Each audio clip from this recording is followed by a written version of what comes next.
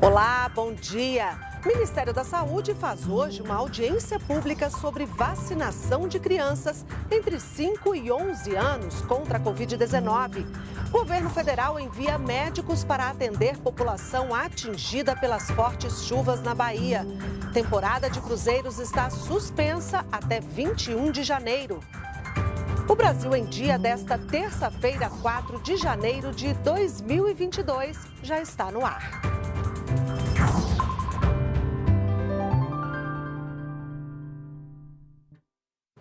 São 8 horas da manhã. Estamos ao vivo também pelas nossas redes sociais. Nesta terça-feira, o Ministério da Saúde promove uma audiência pública com especialistas para debater a vacinação de crianças maiores de 5 anos. Márcia Fernandes traz as informações para a gente. Olá, Márcia, bom dia para você. Oi, Luciana, bom dia para você, bom dia a todos que nos acompanham. Olha, essa audiência pública é uma oportunidade para ouvir as várias vozes da sociedade sobre esse assunto tão importante, que é a vacinação contra a Covid-19 nesse público de crianças entre 5 e 11 anos. Vão participar do debate representantes do Ministério, de entidades de saúde e também especialistas. Vale lembrar que a Anvisa já autorizou a utilização da vacina da Pfizer, desenvolvida especificamente para esse público infantil. Essa vacina já está sendo aplicada em vários países do mundo e, segundo a agência, teria havido uma queda considerável do número de vítimas, crianças da Covid-19. O Ministério da Saúde também abriu uma consulta pública que encerrou no domingo para ouvir a sociedade sobre a aplicação ou não da vacina nas crianças. E o ministro da Saúde, Marcelo Queiroga, ele disse que mais doses da vacina devem chegar ao Brasil na semana que vem. Vamos ouvir.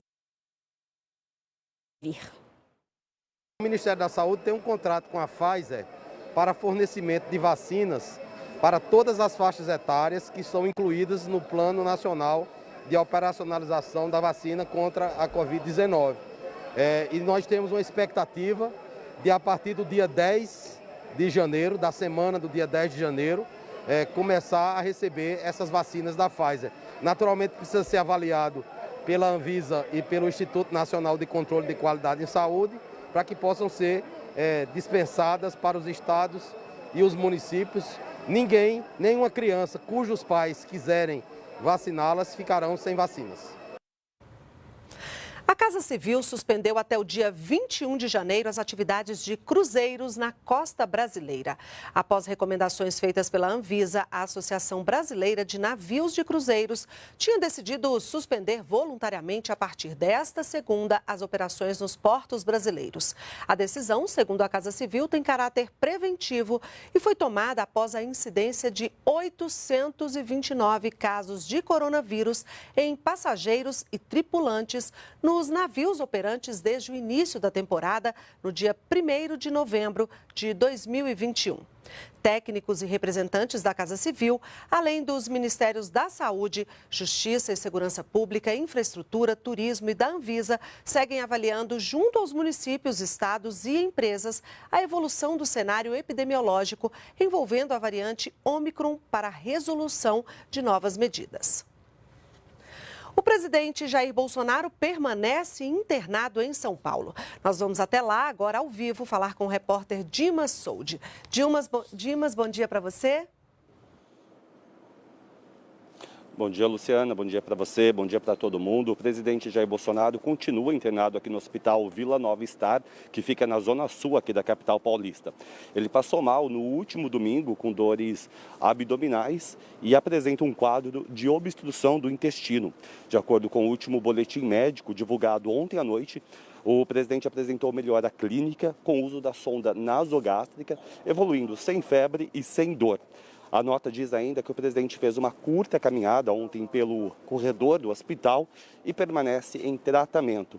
E ainda não há uma decisão definitiva sobre a necessidade de uma cirurgia.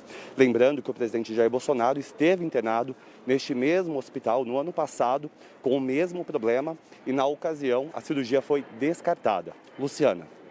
Obrigada, Dimas. O Ministério da Saúde levou 34 médicos para atendimento da população baiana que foi atingida pelas fortes chuvas. Além dos profissionais, foram entregues medicamentos, equipamentos e insumos como vacinas contra a hepatite e a gripe. 23 profissionais do programa Mais Médicos embarcaram para a cidade de Ilhéus, na Bahia, em um avião da Força Aérea Brasileira. Eles se juntaram a outros 11 médicos que vão reforçar o atendimento à população nas áreas afetadas pelas fortes chuvas no estado. A diferença na saúde pública brasileira será feita na atenção primária. E quem vai fazer essa diferença são vocês. Nós precisamos controlar a hipertensão arterial, nós precisamos controlar o diabetes, nós precisamos combater o tabagismo. E o médico que está na atenção primária é o médico mais preparado para enfrentar esses problemas, justamente porque ele tem uma visão generalista. Daqui de Ilhéus, os médicos seguem para cidades baianas que decretaram situação de emergência e estado de calamidade pública. Esses profissionais vão atuar inicialmente no sul do estado. Segundo o Ministério, mais de 100 médicos devem ser encaminhados aqui para a Bahia ainda este mês. O objetivo é garantir o atendimento e o acesso à saúde para as mais de 660 mil pessoas afetadas pelas fortes chuvas. O nosso foco é a prevenção de todas as doenças que estão aparecendo naquele local, a prevenção física e também da saúde mental de todos os pacientes. Além de novos médicos, o Ministério da Saúde também já enviou medicamentos, insumos, equipamentos e vacinas, incluindo 100 mil doses contra a influenza e 40 mil doses de imunizantes contra a hepatite A pediátrica. Até o momento, 700 milhões de reais foram enviados à Bahia pelo governo federal.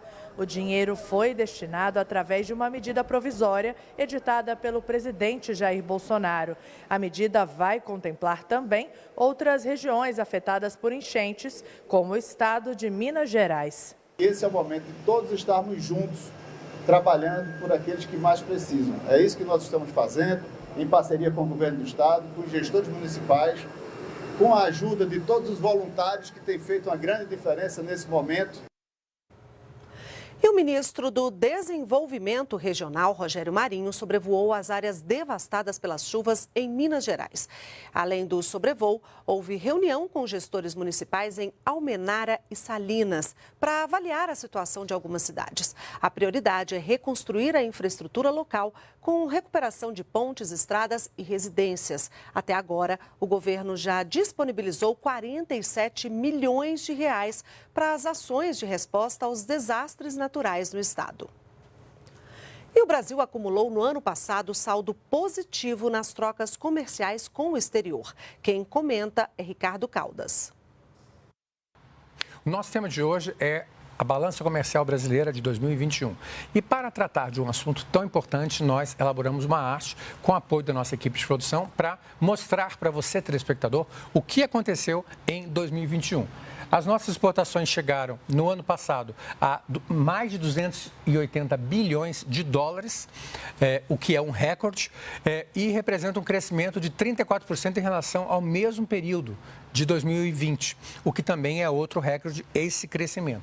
Do lado das importações, nós tivemos mais de 219 bilhões de importações, também com um crescimento expressivo de 38,2%.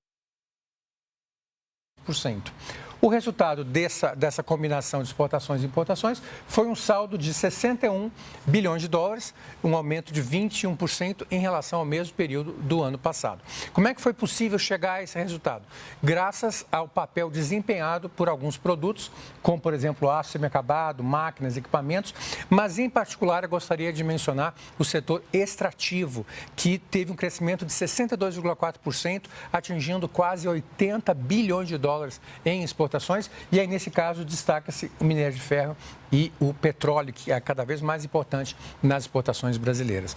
O complexo soja, não preciso nem mencionar, que também sempre foi, nos últimos anos, tem sido um produto de destaque nas exportações. Todo o complexo, desde a soja em grãos, farelo de soja, óleo de soja, tudo isso contribui para esse resultado excepcional que nós tivemos em 2021. Essa é a informação que nós tínhamos para hoje. Continue conosco e tenha um ótimo dia. Empresas de 17 setores da economia vão ser beneficiadas com a prorrogação da desoneração da folha de pagamento. São empresas como as de transporte rodoviário, construção civil, call center e comunicação, que tiveram o benefício estendido pelo governo por 2 anos. Com a desoneração da folha, os empresários passam a pagar menos impostos. Em vez de 20% sobre a folha de pagamento dos funcionários, as alíquotas vão ser de 1% a 4,5%. A regra antiga terminaria no final do ano passado, mas com a sanção do presidente Jair Bolsonaro, o benefício continua até o fim de 2023. Esta medida é fundamental tanto para a manutenção dos empregos como para a criação de novos empregos. Os setores que tiveram a folha desonerada são setores impactados pela crise econômica e pela própria conjuntura, que tem se alterado muito, né, em função da próprio andamento da pandemia. Para a área econômica, a medida deve incentivar a contratação de novos empregados nos setores beneficiados. E para compensar o dinheiro que deixa de entrar nos cofres da União, o governo federal decidiu aumentar em 1% a alíquota da COFINS sobre importações, o que deve gerar cerca de 2,5 bilhões de reais em recursos para o Tesouro. O Instituto Brasileiro de Geografia e Estatística, IBGE, prorrogou as inscrições até 21 de janeiro para o processo seletivo do Censo 2022. No total, são 206.891 vagas para cargos de recenseadores e agentes censitários. As inscrições feitas em 2020 e 2021 não vão ser válidas para esse Censo 2022. O candidato deve solicitar a devolução da taxa de inscrição e se inscrever novamente no concurso. As inscrições podem ser feitas nesse endereço que aparece aí na sua tela. O Programa de Alimentação do Trabalhador tem mais de 45 anos de história como política pública no país e o governo federal propõe mudanças nas regras de utilização do vale. A alimentação de trabalhadores tem movimentado por ano 90 bilhões de reais. Um decreto do governo federal estabelece que o ticket poderá ser utilizado em qualquer estabelecimento que receba esse tipo de pagamento e não apenas na rede credenciada. O objetivo foi introduzir maior concorrência nesse mercado, permitir que novas empresas entrem nesse mercado e ofereçam novos serviços e, principalmente, recolocar o trabalhador no centro do Programa de Alimentação do Trabalhador. A novidade agradou essa médica que come fora de casa de segunda a sexta-feira e paga com o cartão alimentação. A gente vai ter mais opções, não vai ser restrito aquele número de restaurantes que aceitam um ticket, então vai ter mais uma diversidade. Eu posso comer um dia uma coisa, outro dia outra e não ficar naquela coisa mais monótona, até mais perto, né, do serviço e tudo mais. Nesse restaurante, 90% dos pagamentos de refeições são feitos por ticket refeição. A novidade também agradou a gerente. Tanto o benefício para nós quanto para eles mesmos, né? Tanto o ticket médio quanto a vantagem de ter eles no nosso restaurante é bem benefício. O trabalhador também vai poder fazer a portabilidade. Os créditos acumulados em um cartão de uma determinada bandeira vão poder ser transferidos para outra. E isso sem nenhum custo. O prazo de adaptação para as novas regras é de 18 meses. Para rever as reportagens de hoje, acesse as nossas redes sociais. Para você, um ótimo dia e tchau, tchau.